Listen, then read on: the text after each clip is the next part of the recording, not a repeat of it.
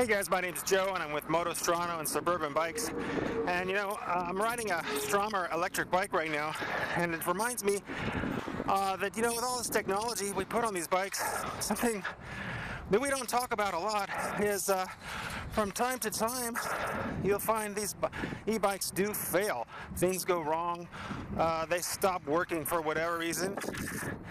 And when they do, you find yourself in a position of having to pedal the bike without a motor. That's not a great feeling, but it is a backup situation that every e-bike does have versus like a motorcycle. What do you do in that case? What do you do when your e-bike stops working?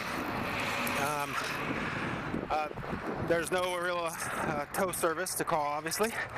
A lot of times it's something that you can look at or fix on your own. This particular bike right now is experiencing something common called a no-com problem. And the Stromers are known for this from a certain model year.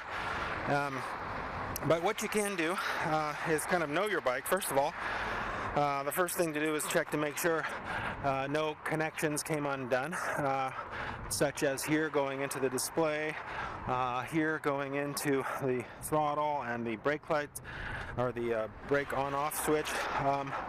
Next thing to do would be able to check your connections down here going into the motor. Typically unplugging and plugging in these connections, such as this one, which is a well-known one that often comes undone. You want to get a good positive click in there and come back over here and see if it turns on again, and it doesn't. So from here you could go and open up and check the battery, make sure it's looking good, it's not overheating or whatever. But the reality is, maintaining your bike, making sure the connections are clean and the battery's charged frequently.